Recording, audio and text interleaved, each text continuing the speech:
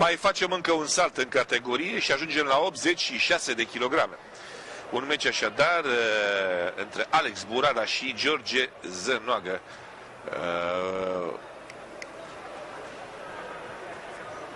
Un meci așadar la 86 de kilograme, dar așteptăm ca ring announcerul să găsească microfonul potrivit pentru a merge mai departe în această gală.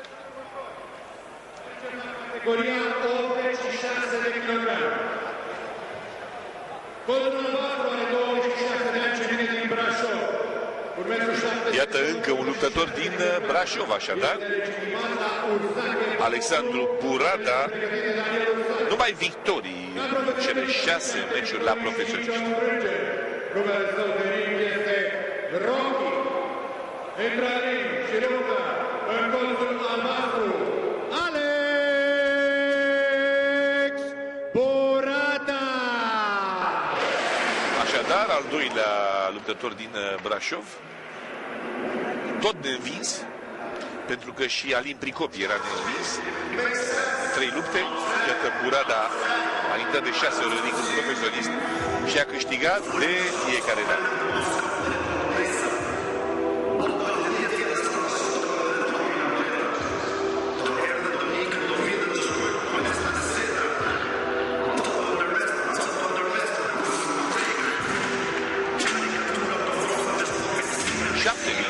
Palmaresul său.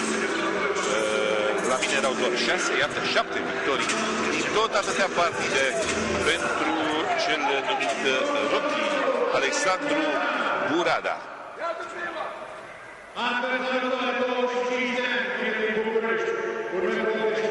Și pentru că lupta trecută a fost una între un bucureștean și un brașovean, tot așa se va întâmpla și în această partidă. Și o frângere. Intră în ring și luptă în colțul roșu George Zănoagă.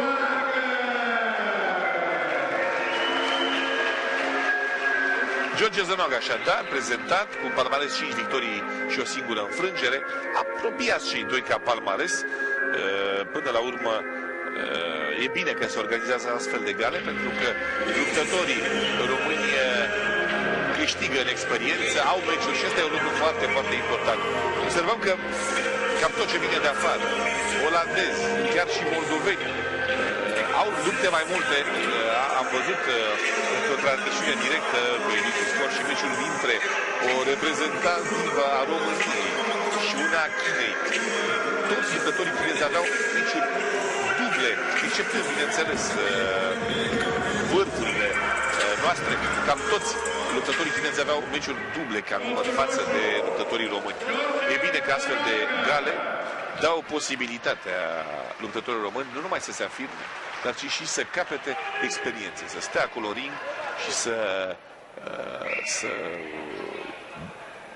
să vadă ce înseamnă o luptă.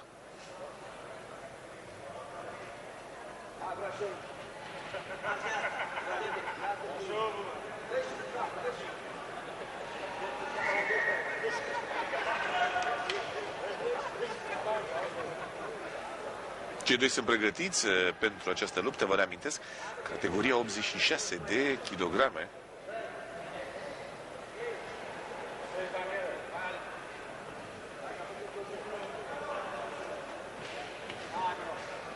Atenție! Nu lovim cu totul, nu lovim în spate, în singurul tău aici în clinci. Cred că ați învățat și dumneavoastră regulile, nu numai cei care sunt în ring acum. Sigur că regulile sunt mai multe, dar luptătorii sunt prelucrați și la vestiar. Acestea sunt doar cele mai importante start în al 8-lea meci al acestei gale. Bună lovitură de picior pentru Burada. Lovitură de picior înaltă, frontală.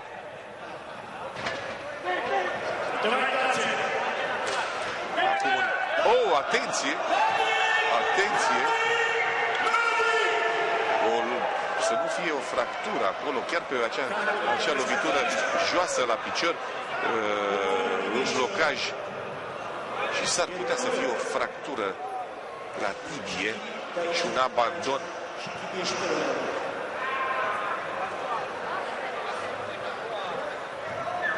păcate, astfel de lucruri se întâmplă. Trebuie să reținem nu numai strălucirea, nu numai frumusețea victorilor sau unele lovituri cu care unii dintre acești luptători intră în poveste, să spunem așa, dar și faptul că se pot întâmpla astfel de lucruri. Nu știu cât de grav este acolo, nu știu dacă a sărit genunchiul, cred că este o fractură.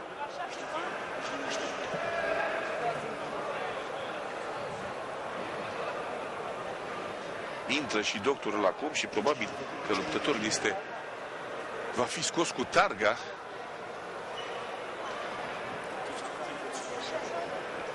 Există aceste momente în care se vede clar cât de periculos e totul în acest sport și cât de mare este curajul acestor băieți care într-o fracțiune de secundă pot lua direct drumul spitalului.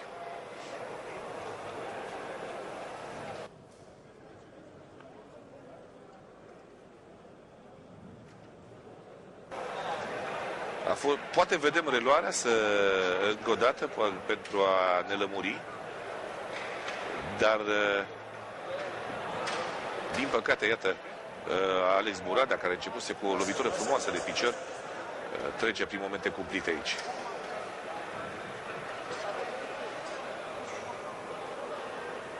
Să sperăm totuși că nu e o fractură, pentru că luptătorul brașovean nu a făcut nici măcar o grimasă de durere.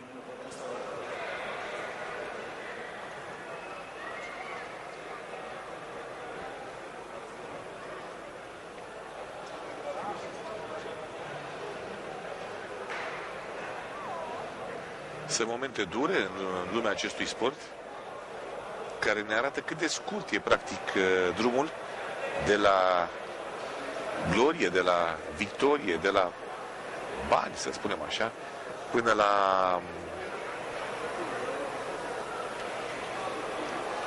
la drumul spre spital.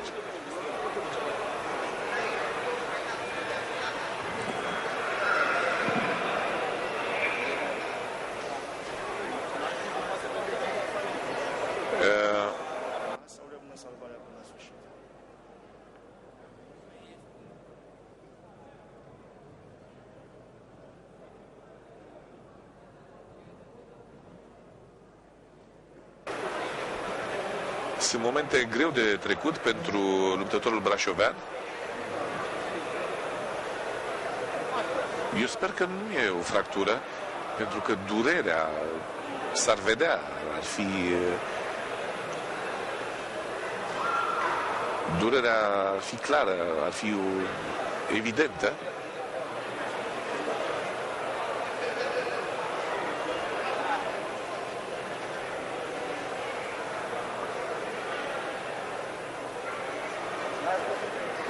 Oricum, brașoveanul trece ca un adevărat bărbat prin astfel de momente foarte, foarte grele.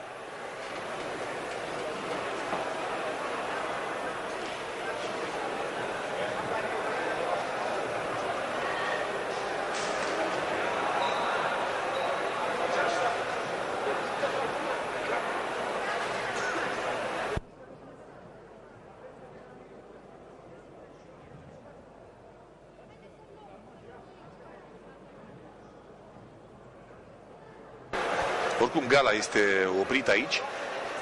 Mă rog, sportivul trebuie scos din ring. Va fi un abandon, cu siguranță.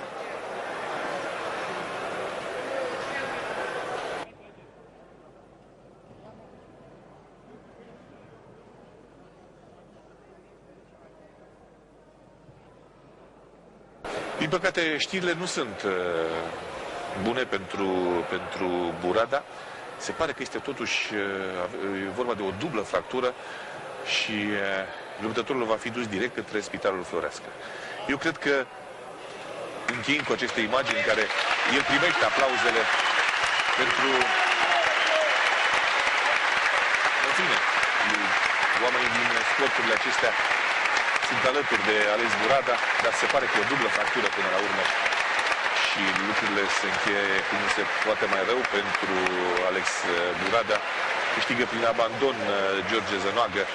Vedem decizia acum. Medalia de câștigător e dată de Mădălin Mogoș, un alt nume de viitor din kickboxingul românesc. Așteptăm decizia și după ea vom da din nou legătura în studio, dar deocamdată decizia.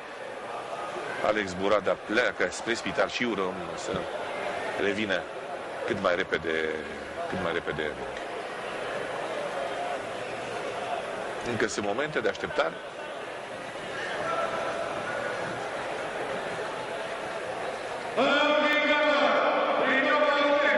Nocaut tehnic este decizia, dar în fine. Zănoagă George câștigă. Lupta însă a fost dură și Burada este deja în drum spre spital. Noi facem o scurtă pauză. Vă aștept pentru lupta nouă.